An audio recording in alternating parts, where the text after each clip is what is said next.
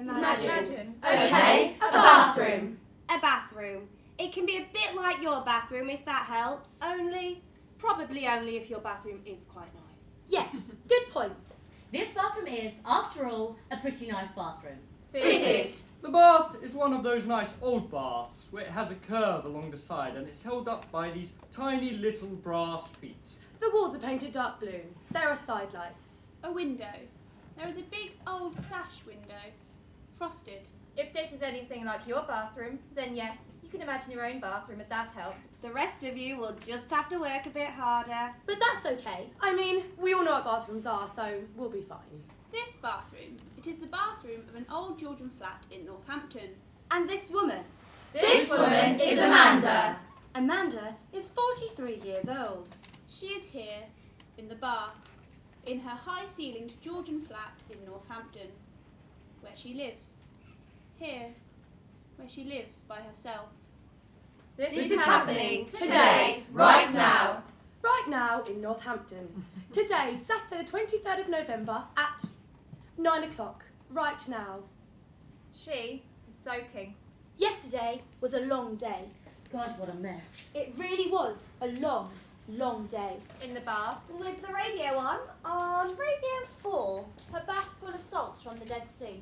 It's something about culture, about art, books and things. Bath salts with little rose petals in. It's wallpaper, really. She's not really listening. There's something about the accents. The Uxbridge accent she finds, I don't know, soothing? She'd earned this. This was her one thing. So she might have taken the day off, she might have twisted the truth slightly. But we've all done it, haven't we? It was the least she deserved.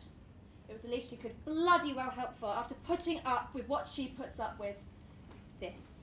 A moment. Just a moment of calm, a moment of peace, of healing. Real Dead Sea bath salts from the Dead Sea in Israel. She breathes. Look at her, neck arched against the rim of the bath. Still. She watches the steam turn into a film of condensation on her glass of ice-cold water that rests on her side. The condensation of the glass, moving and rolling, living and growing like bacteria. In a petri dish. You know the way it does. She breathes. O mia, o mierda, o Cristo. The soft, suffocating sweetness of the bath salts fill her nose. She once heard that people in diabetic coma smelled of pear drops. She always thought that sounded quite nice. She takes a sip of water.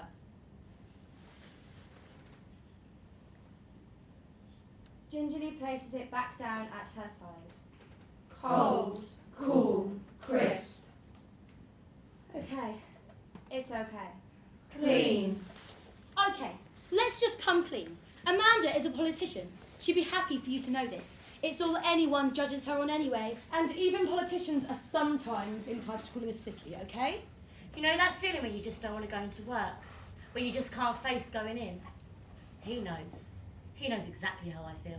For her, every day is hard work. Every day, she'd want you to know, really is hard bloody work, despite what people say. She hardly got any time off to herself. Not really. And sometimes you really did just have to look out for number one, because if you didn't, you couldn't rightly expect anyone else to. No, sir. Not in this game. Bastards. They're all bastards. Especially the other lot. Every day was tough, okay? But yesterday was tougher than most. Let's not go into it too much. Not now. Not here. She's earned this. She'd want you to know, okay? If you read what they said about her in the papers, she'd want you to know that she didn't always expect to end up this way. No. She used to, marches and stuff. Marches? To London? All that stuff. When she was a student, she sung songs. She did. She did sing songs. She liked the songs, and it's not like she changed. She didn't. But you get older, don't you? And times change and things get hard. And you get closer to the top, to the place where real decisions are made, where the stakes are high. They are high, and you... You understand the complexity of things. Yes. You understand this, don't you? You know how this feels. Things are complicated. And sometimes you have to make tough decisions. And they won't always feel, right. But it is right. It is. Just because it's hard, it doesn't mean it's not the right thing to do. And the world isn't a nice place. It isn't. And you have to get real. Let go of your, you know. Dreams? Yes, your dreams, you know. And it is hard. And she has spent her whole life trying to do the right thing for others, but also for herself. Also for herself, okay? Was that so bad?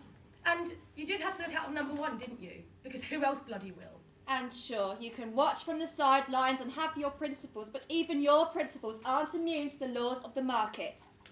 What would those friends from back then say? What even is the market? They say! Some of them, she'd heard, were still at it. A shorthand for the rich. They say! Grow up! Appease the market, appease the rich, appease the powerful. That's what you mean, admit it. They say! Shut up! That's a stupid thing to think! Will you shut up?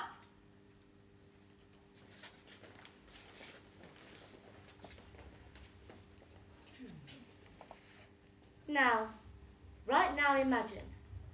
Imagine she lifts her left hand out of the bathtub, shakes off the excess water, and reaches over to the volume control on the radio, and then defiantly turns it up. Those friends from back then, were some of them still at it, still chipping away? She knew they were. How depressing. You're not even supposed to be thinking about work, Amanda, so shut up! She draws a long drink of ice-cold water, feels it running through her chest. Cold. Clean. Takes a deep breath. Goodness, they can't be happy, surely. Surely not. Closes her eyes, holds her nose, slides her legs up the wall above the bathtubs and slowly sinks her head below the surface of the soft, soapy water. Go away! Just make it go away! The sounds of the room, the voice on the radio, become distant and muffled. The distant sounds become amplified. No one can hear or see her now. No one can. Right now, this evening, right now. Encased in water and hidden from the world. Do you know that way? That way your mind can surprise you. When it's unfolding. When a thought from nowhere creeps up on you. An old memory. Do you know that? Like that. Just like that, she thinks about being 6 years old. Playing hide and seek with her dad. And carrying away in the safe, warm, damp darkness of the cupboard below the stairs. And then her dad, finding her, lifting her, cradling her in his arms and singing. Duérmete, niño, duérmete ya.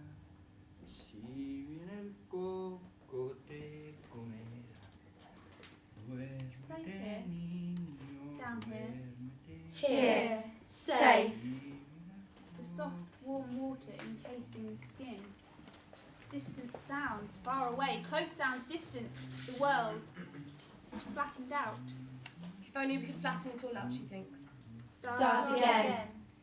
God, what a mess. She feels the weight around her lungs tighten. The pressure in her head rises. You know that feeling when you just don't want to go in? When you just don't want to go to work? You know. You know exactly how I feel, don't you? She thinks about the phrase, going under. That's what they call it in hospitals, isn't it? We're putting him under, or she's going under, or something like that. Going under, shutting off, retreating from the world, from its immediacy, from its demands, drifting away and smelling like pear drops, shutting down, opting out, going under, like underwater. Maybe that's why. She'd like to stay here. Just a bit longer. If she could. Just a little bit. Soon it were time to get out the bath. She knows this. To go back. She knows this. To read that bloody report and prepare for that bloody parliamentary debate on England's bloody welfare system. No more something for nothing, that's the line. But not yet. Can she stay? Just a bit. A bit longer. Staying under. The blood In the head, throbbing. Those friends from back then, going under. still chipping away. Like pear drops. They can't be happy, can they? Stay a bit longer. No more something for nothing. Removed. No No more. more. Right now. Now the mass.